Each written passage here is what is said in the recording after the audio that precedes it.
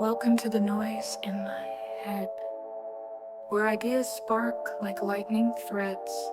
No script, no map, just let it flow. Thinking out loud, let's see where we go.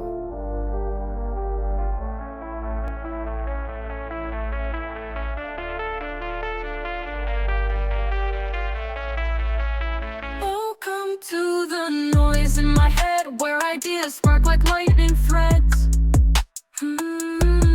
No script, no map, just let it flow. Thinking out loud, let's see where we go.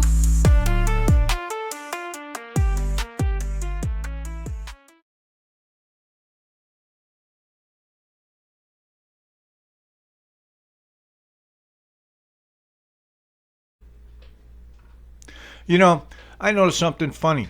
None of you loony leftists had a problem when old Puddin' Brain sent money down to Argentina when it was a socialist shithole. Not one tweet, not one protest sign, not a single cable news meltdown. But the minute Trump signs off on a $20 billion bailout for Argentina's democratic government, oh, now it's the end of the world. Now it's authoritarian, reckless, fascism with a checkbook. Could there be a connection? Yeah, there usually is. Let's rewind to 2023. According to USA Facts, the United States gave $8.38 million in foreign aid to Argentina. That's right, our tax dollars. Here's where it went. Department of State, $2.82 million. Department of Agriculture, $1.89 million. Department of Defense, $1.1 million. Inter-American Foundation, $967,500. Department of Labor, $625,000.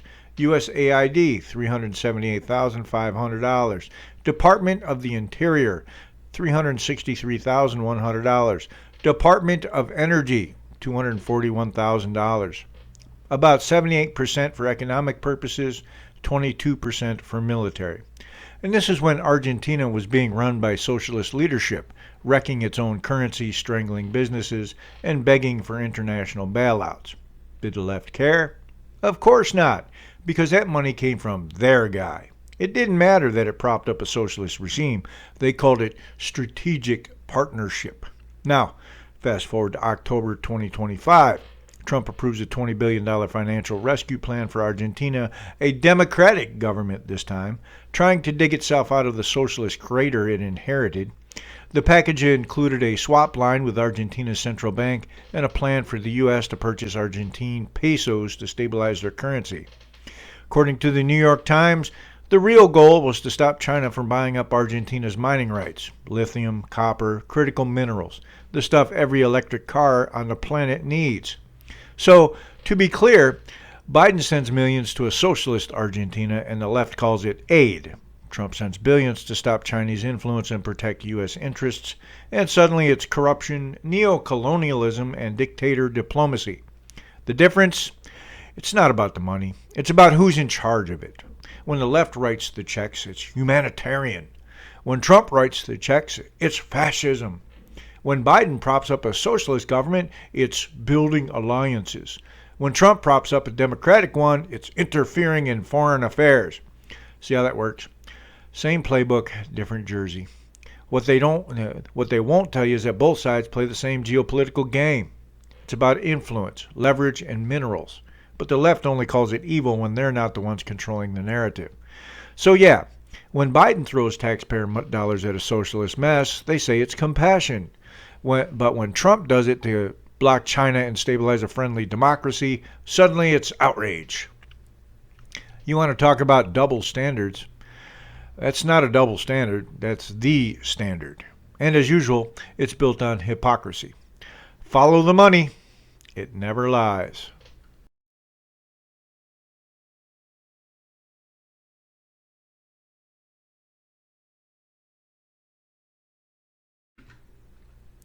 You know, I've got to ask you loony leftists something.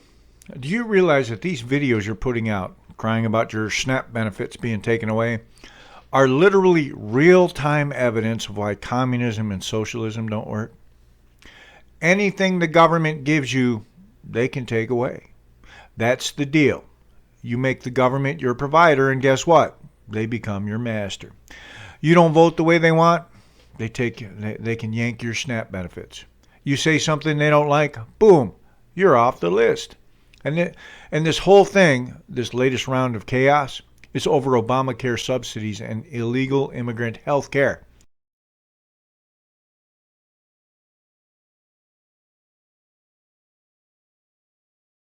Let's be honest, if Obamacare was so great, it wouldn't need subsidies. If something is truly affordable, you don't have to bribe people to use it. And don't even get me started on illegal aliens getting health care. They shouldn't have health care in America, period. And before you start lecturing me about immigration, save it. I'm a legal immigrant. I followed the rules. I did the work.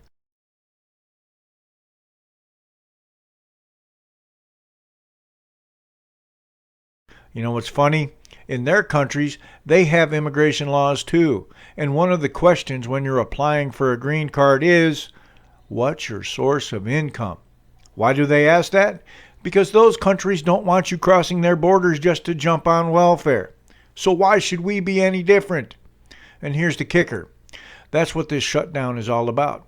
A horrible health care bill pushed through during a previous shutdown. Remember that. Obama literally shut down the government to ram through Obamacare. And who paid the price? World War II veterans thrown out of their own memorials. The memorials didn't even need money to stay open. Didn't need staff, didn't need funding, but the government shut them down anyway, just to make a point. So, congratulations, you're proving the point for us. You're showing why we don't want socialism in the United States. It's the worst part of government control, dependency, manipulation, and punishment for thinking differently. You want a dose of reality? Here's an idea. Go up to a veteran, a combat veteran, and tell him he should stop complaining because, hey, he's got government health care. Do that, but make sure someone's filming it. And make sure someone brought a first aid kit, because you're probably going to need it.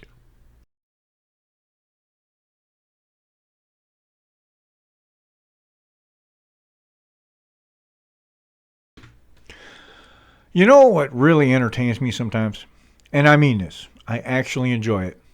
When I'm scrolling through YouTube and I stumble across some post from occupied Democrats or some genius out there making a false claim about Trump, and I just sit back, click the comments, and get ready for the show.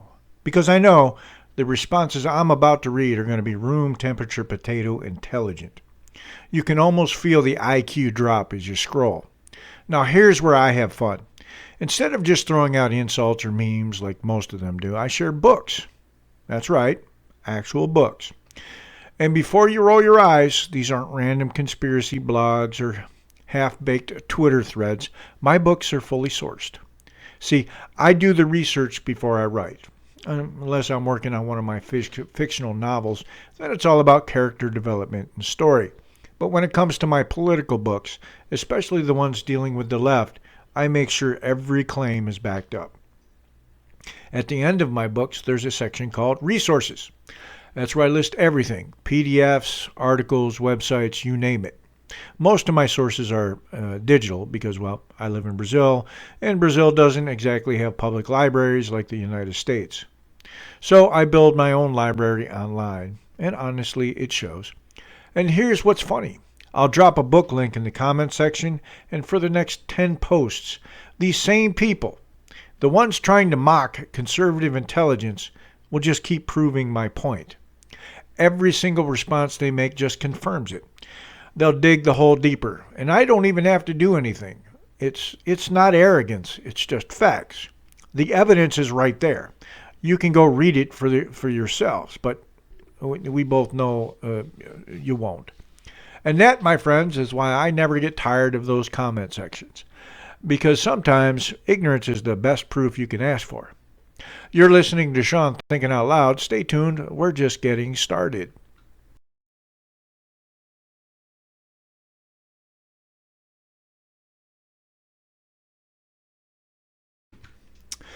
They finally admitted it. Yeah, you heard that right. After years of gaslighting, denials, and acting like we're all wearing tinfoil hats, they finally admitted it. Democrat strategist Liz Smith, a top insider, longtime advisor to Pete Buttigieg, just went on CNN and let the truth slip. She admitted that the entire case against former President or President Donald Trump in New York was, wait for it, politically motivated. Now, if you've been paying attention for the last 8 years, that's not news to you or me. We knew it, we saw it, we called it. But now they're saying the quiet part out loud. Smith straight up said that the prosecution and conviction efforts were part of a larger resistance strategy by the Democratic Party. Her words, not mine. This wasn't about justice. It wasn't about protecting democracy. It was about politics. Plain and simple. And you know what's crazy? She admitted that from 2017 all the way to 2024, Democrats resisted so hard. They impeached Trump, they investigated him, they indicted him. Anything they could do to stop him. And despite all that, he still won. He still came back. Now, if you're on the left, that's going to sting a little. Years of resistance, millions of dollars, endless media coverage, and the guy still walks away with the win. If that's not a failure of strategy, I don't know what is.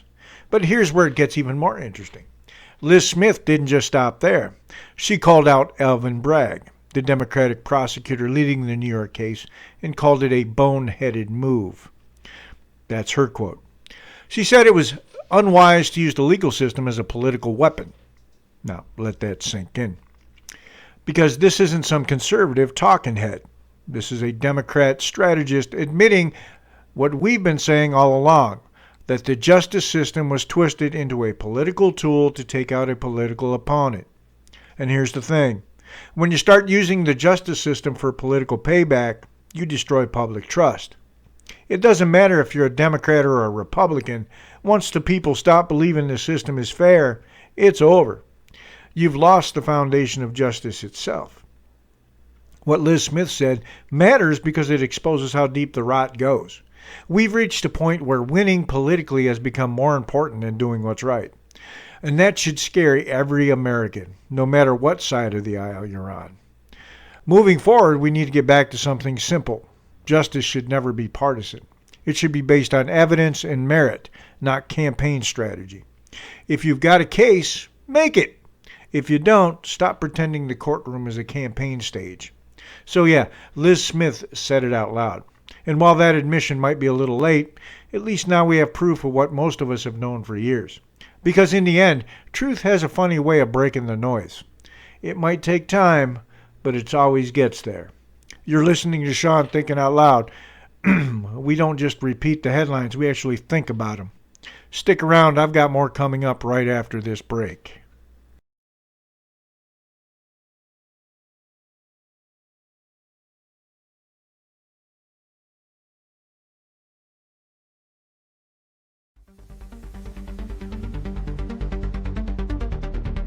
History can be edited.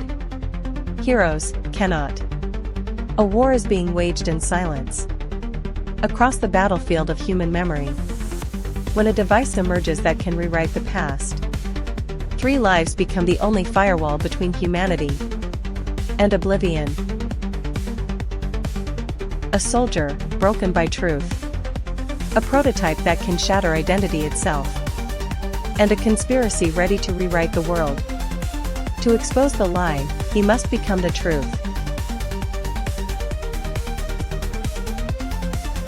Forged as a weapon. Redeemed through defiance. He becomes the rebellion's blade. And the last journalist of conscience, Sofia Ramirez, becomes the voice the world refuses to silence. Together, they spark a revolution. The final stand.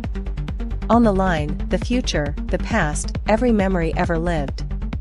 Legends are not written. They are sacrificed.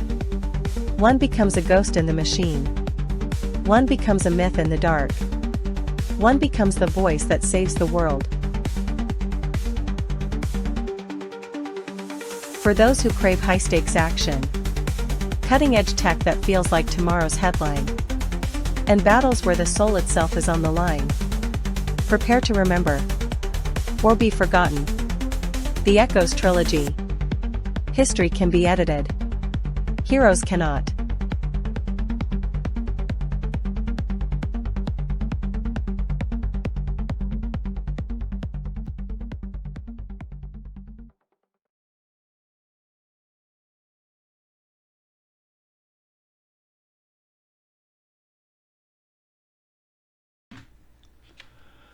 So I did something kind of funny the other day. I went ahead and bought a copy of my own karate book. Now, for those of you who don't know, this book is 40 years worth of training, teaching, and experience in martial arts.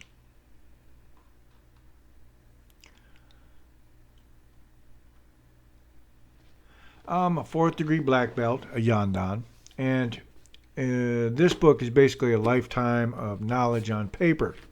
So I'm sitting there flipping through it and going over the techniques in the back, all the sets, the drills, everything, and start noticing little things, not printing errors. They printed it exactly as I wrote it, but just these tiny technical errors that only I could probably catch. Like a foot's in the wrong spot, a stance angle off by a few degrees, or a transition that doesn't flow exactly the way I teach it in class. All small details, but I see them instantly. And honestly, it's my fault. Because when I was putting this book together, I used a lot of speech-to-text software to transcribe my own old handwritten notes. So what happens? Software hears left foot, sometimes writes right foot. You know how it goes. The later sections, the ones I typed by hand, those came out clean. But it just goes to show, even when you've been doing something for 4 decades, you still find things to improve. So here's the deal. If you buy the book and you've got questions or something doesn't make sense, I'm always available. Shoot me a message, ask me about a set, a stance, or a kata. I'll walk you through it. Because that's what this art is all about. Continuous learning. Even the teacher keeps learning. You're listening to Shawn Thinking Out Loud, where we don't just talk theory, we live it. Stick around, there's more to come.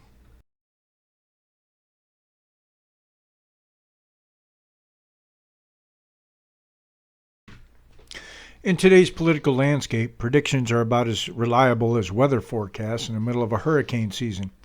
And right now, control of the House of Representatives, it looks like a toss-up. Recent data from KHI's prediction market shows Democrats holding a 58% chance of winning control of the House, while Democrats trail slightly at 42%. Now, that might sound like a comfortable lead until you look at the trend line, because just a few months ago, in May, Democrats were sitting pretty at 82.5% compared to a measly 17.5% for Republicans. But now, we're watching the margin shrink. Last week alone, it dipped down to 55%, and that tells you something. Nothing in politics is set in stone. Prediction markets aren't polls. They're where the money meets opinion. People bet on what they believe will happen.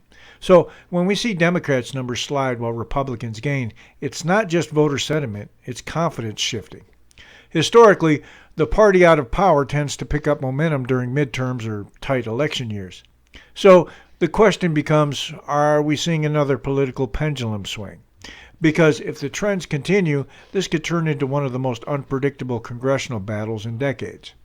Now, let's talk about something that doesn't always make the prediction charts, the roll, vote, and SNAP benefits.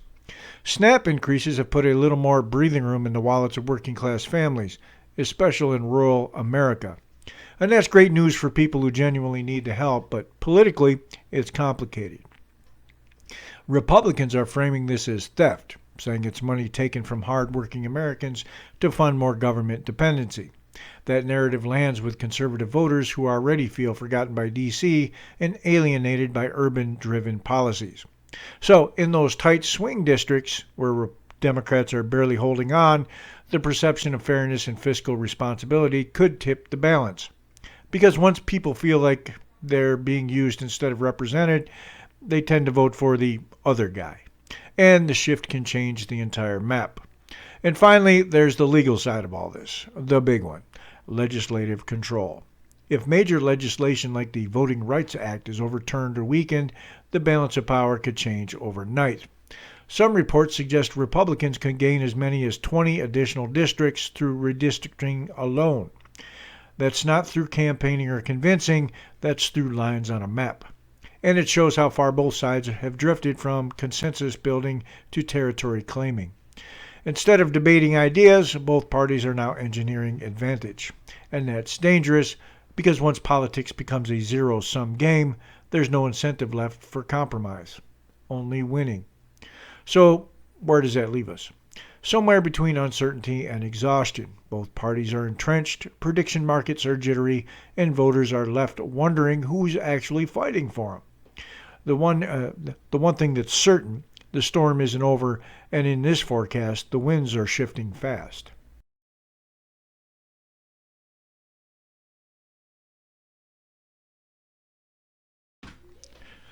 This is exactly the kind of stupid shit I'm talking about on the internet. People just out here stirring the shit to stir shit. No facts, no logic, just pure emotional bait to get clicks and sympathy. So let me read you this gem. It's from Threads. You know, that knockoff platform for folks who couldn't handle Twitter anymore.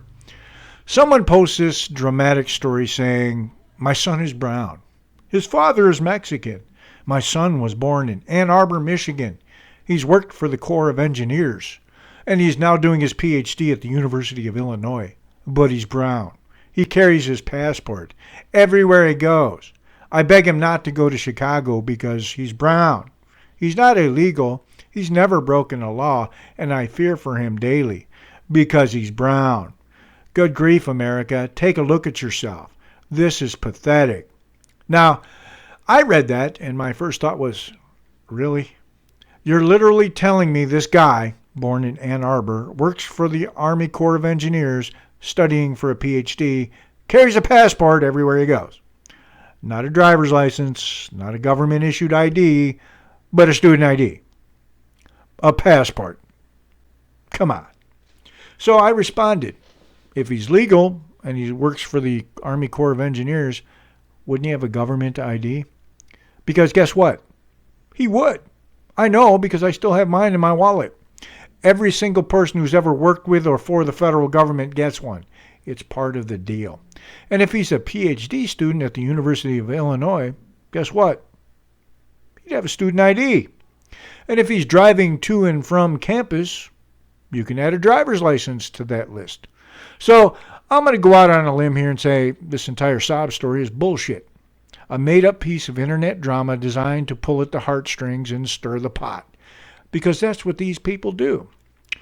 They post these over-the-top emotional stories hoping to go viral and make America look like some dystopian wasteland where everyone's out to get you. But here's the thing. It's not just dishonest, it's toxic. It keeps people divided, angry, suspicious, and constantly looking for villains instead of truth. And it's exhausting. If you've got a real story, tell it. If you've got evidence, show it. But don't invent sob stories about people carrying passports through Chicago just to score internet points. This is why people are tuning out. Because the left keeps crying wolf. And now, when something serious does happen, nobody believes it anymore. So yeah, I think we can safely file this one under stuff that's never happened. Just another example of the loony left lying to stir the pot and getting caught doing it. You're watching Shawn Thinking Out Loud, where common sense still makes sense.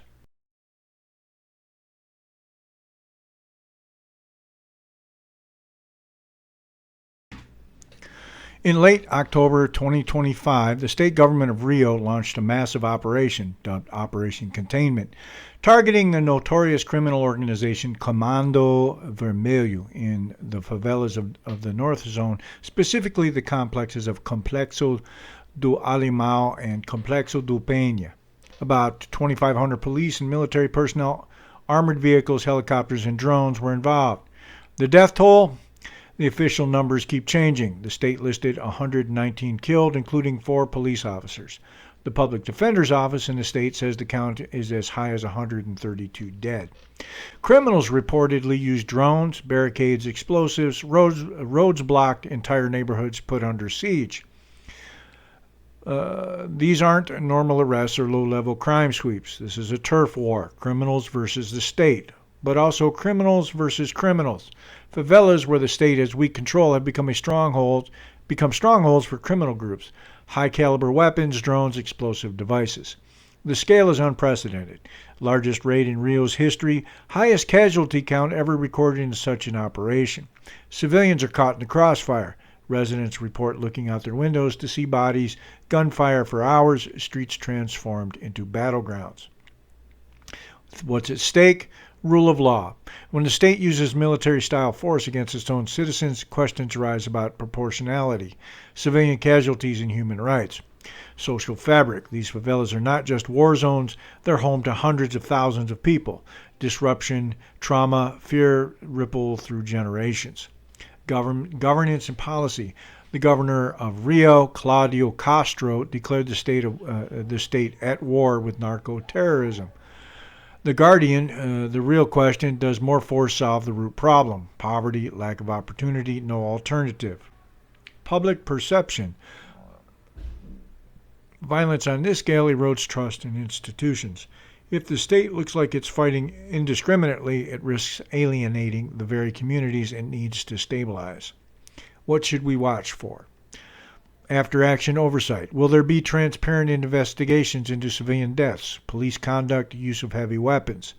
Community impact. What happens to the residents of these favelas now? How do they rebuild, or do they get further marginalized? Long-term strategy. Is this a one-off spectacle operation or the start of a sustained change in public security policy? Messaging and narrative. How both the government and civil society will frame what happened. War, massacre, necessary action. So yeah, this isn't just a headline, it's a warning. When a city of millions becomes a battlefield between state forces and criminal armies, the rest of the world should pay attention. Because what happens here in Rio doesn't stay in Rio. It touches on themes of justice, power, human rights, and the very definition of what a state owes its people. We'll keep an eye on this one. Stay tuned on Shawn Thinking Out Loud.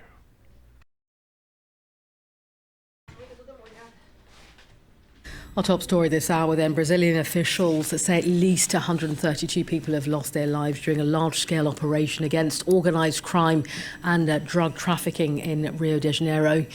Over 2,000 security personnel then, plus armoured vehicles, were deployed for the sting operation, which took place inside two favela complexes, which housed the notorious crime family, the Red Command. Well, scores of weapons were seized and 81 people were arrested. Human rights groups, though, have called for an investigation into those deaths, calling it urgent. Let's get the very latest on this story. Tim Vickery is standing by for us in Rio de Janeiro. Tim, what's the latest? The death toll has risen significantly since we first got news of these raids. Yes, it has. The death toll announced by the authorities was 58. 4 of whom are police officials. Overnight, and this is still ongoing, residents from those favelas have been going into the woodland between the favelas, which is where the conflict appears to have taken place. And it's the residents who've been finding bodies and bringing them to the principal square of that favela. So far, they have found 74 bodies, and the searches are ongoing. So the death toll keeps rising. Before, the grim record for deaths in a Rio police operation was 28 in an operation 5 years ago. This one is 132 and rising. Rising indeed, Tim. It's thought that there's some political motivation behind these big sting operations. What more can you tell us about that? Well, there are 3 levels of government. There is the city of Rio, which has a mayor. There is the state of Rio, which has a governor. And there is, of course, the national government. This security operation was carried out by the governor of the state of Rio. Now, he is a right-wing figure. And he is saying that this operation was a success. And with the exception of the 4 dead police officers, everyone else here is a member of the Red Command. Now, this very much plays into a very strong rationale here. This is a city traumatized by the reality of urban crime, that the only good bandit is a dead bandit.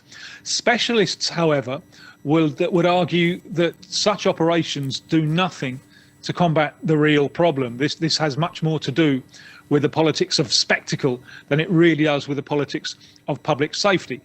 Specialists will argue that all of these, let's assume that all of the dead, with the exception of 4 police, are members of the Comando Vermelho, the Red Command, they can be replaced very, very quickly. And the rifles and weapons captured by the police can also be replaced quickly, because we are dealing with a major social force here in this criminal group, which started in the late 70s and early 80s in Rio's prisons. As a result of contacts with left-wing political prisoners, the criminals learnt to organise, and then in the 80s, when Rio got on the cocaine route, Brazil got on the cocaine route, there was an explosion in drug traffic. But now it goes beyond drug traffic. The Red Command have set themselves up in a number of areas as an alternative state. They charge the local residents a fee for all of the services of daily life. So combating this needs much, much more than a police operation, however spectacular.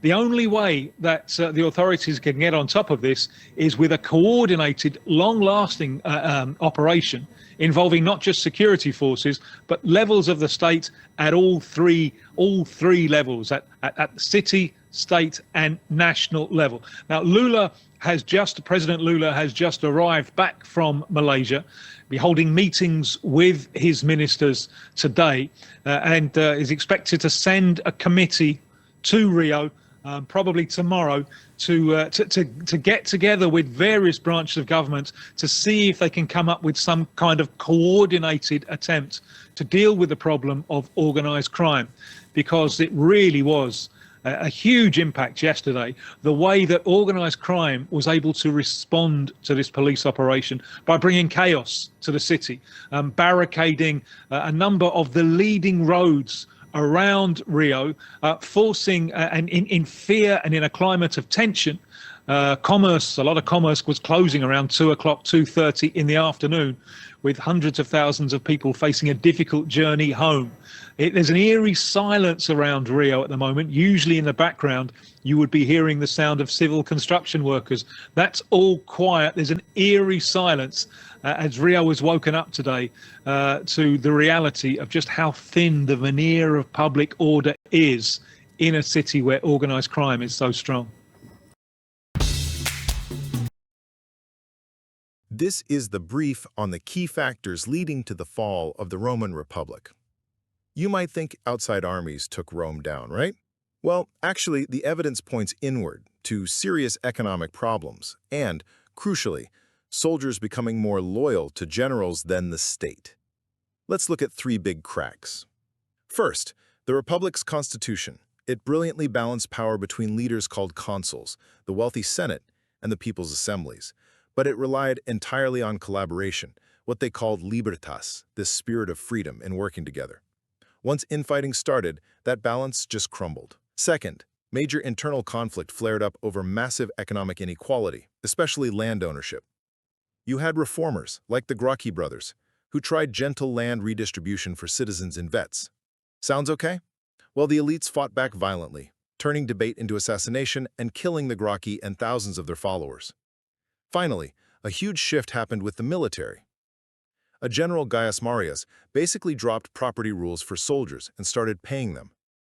Suddenly, loyalty shifted from Rome itself to the generals cutting the checks.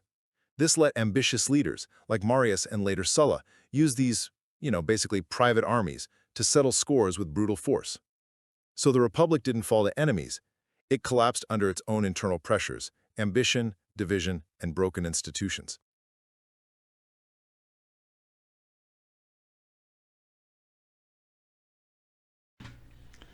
All right, folks, buckle up, because I'm going to talk about one of the dumbest arguments I see constantly online. And it goes something like this.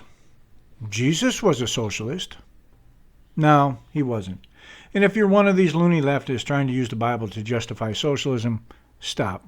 You've clearly never read it. Let's get something straight. Jesus of Nazareth wasn't writing an economic playbook. He wasn't talking about government redistribution, state ownership, or wealth equality. He was talking about personal morality, repentance, and voluntary generosity. Socialism, by definition, is collective or government ownership of property and production. It's about forcing redistribution through state power. Jesus, he preached voluntary giving, personal sacrifice, and free will. Not one verse, not one single word suggests he wanted Caesar to do your charity for you. When Jesus told the rich young ruler to sell all he had and give to the poor, Matthew chapter 19, verse 21, it wasn't a government mandate. It was a personal challenge. He didn't say, vote for Rome to tax you more. He said, you choose to give. Christian scholars from Biola University to Crossings Journal point this out. They've written that Jesus' teachings are grounded in individual responsibility, not collectivist economics. He wanted transformation from the heart, not compliance from the state. Now, yes, Jesus warned about the love of money. He said it's easier for a camel to go through the eye of a needle than for a rich man to enter heaven. Matthew chapter 19, verse 24. But that's not socialism. That's about greed, pride, and idolatry. Owning property isn't the problem. Worshipping it is. Jesus wasn't anti-wealth. He was anti-selfishness. People love to bring up Acts 2 and 4, where it says believers had all things in common. Yeah, they did. Voluntarily. That was a church community, not a government bureaucracy. No one was taxed or coerced. They gave freely because they loved one another, not because the Roman Empire forced them to. That's a huge difference, and it completely destroys the Jesus was a socialist argument. Jesus said, my kingdom is not of this world.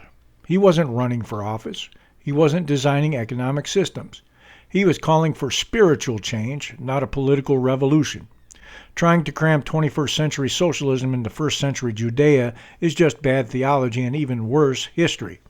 And as the Chicago Journal of Theology points out, equating Jesus with modern ideologies, left or right, is anachronistic. Jesus taught compassion, generosity, humility, and love for your neighbor. He told us to feed the hungry, care for the sick, and help the poor. Yes. But he also made it clear it's your responsibility, not the government's. Love your neighbor as yourself. That's a command to you, not to Congress. When people claim Jesus was a socialist, they're not just twisting scripture, they're rewriting the message of the gospel. They turn personal charity into political coercion. They trade faith for force. As the Acton Institute said, this confusion shows why it's so important for Christians to understand that socialism and Christianity are incompatible. Because socialism depends on government power, Jesus depends on free will. So here's the bottom line. Jesus wasn't calling for socialism, he was calling for salvation. He wasn't preaching redistribution, he was preaching redemption.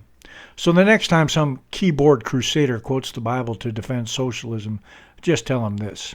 Loony leftists, stop using a book you've never read. Because Jesus didn't need a government to tell people to love each other. He told you to do it freely.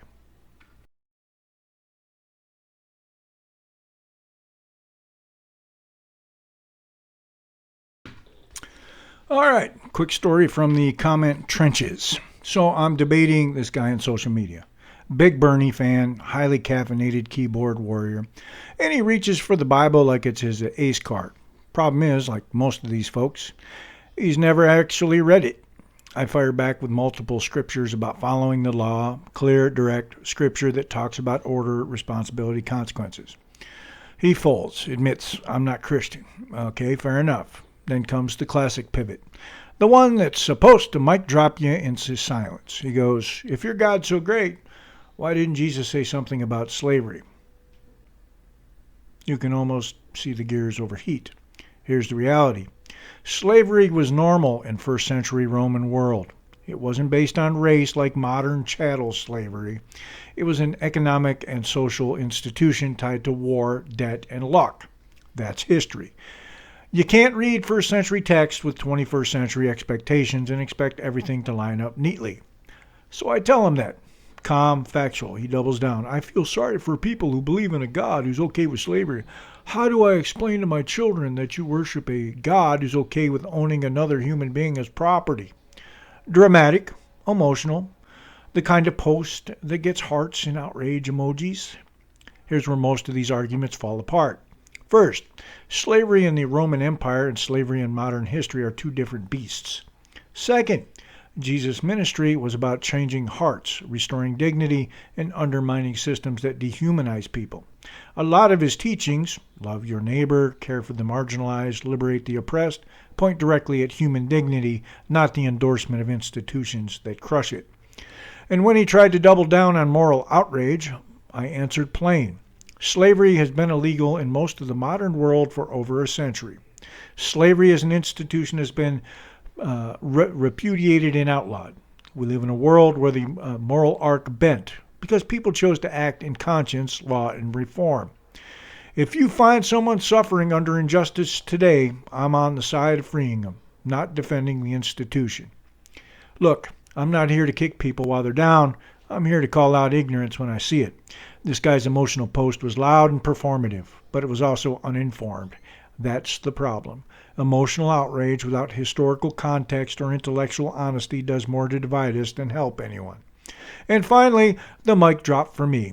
These same people love to push socialism as the answer. But socialism enforced by the state can become a different mechanism for coercion. You want to talk about freedom? Then let's talk about responsibility, incentives, and the real risk of replacing individual liberty with centralized control. I'll happily debate policy all day, but don't come at me with moral righteousness you can't back up with facts. So next time someone waves the Bible around without reading it or throws out a hot, populist slogan, remember this: passion without knowledge is just noise. Read the text, learn the history, argue from facts, or keep scrolling. You're listening to Shawn Thinking Out Loud. If you've got a comment that needs roasting, bring it here. I'll be here.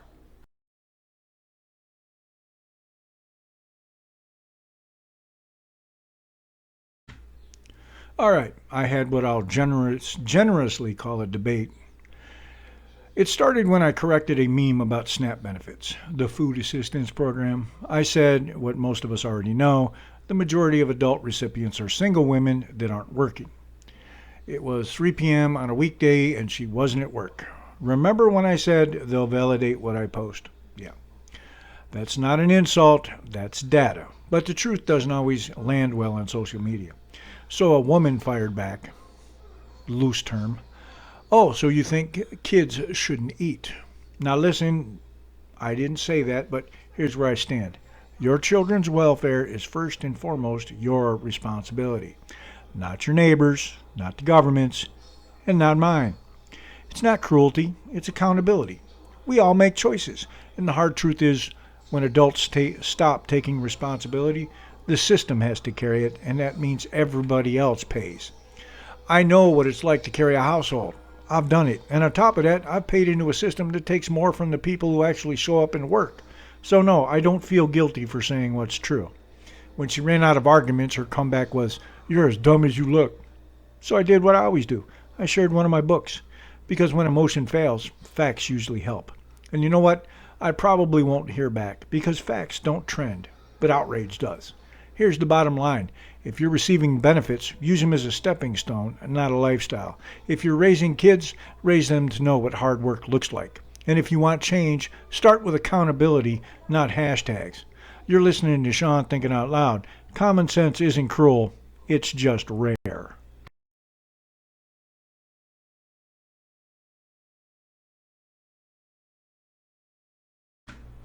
Anyone who uses the word billionaire and taxes in any sentence doesn't know anything about taxes and is just trying to justify themselves being less than mediocre.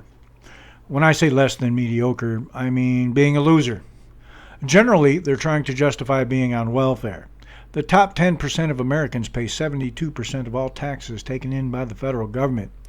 If I were them, when you have 1/3 of the population on some type of assistance, I'd be mad. You're supporting some less than motivated individuals. And it's almost like when they post this stuff, they act like we can't see them. Generally obese, poorly educated, but they're going to vote Democrat, so they'll try to virtue signal you. Hey, Tundra, kick a Twinkie on out that ass, and hock that septum ring for your next Happy Meal.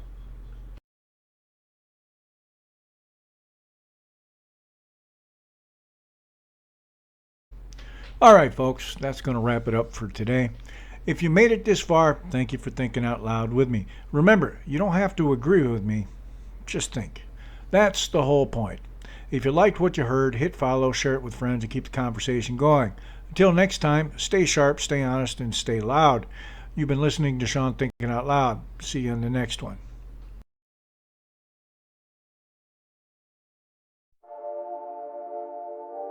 Welcome to the noise in my head, where ideas spark like lightning threads. No script, no map, just let it flow. Thinking out loud, let's see where we go.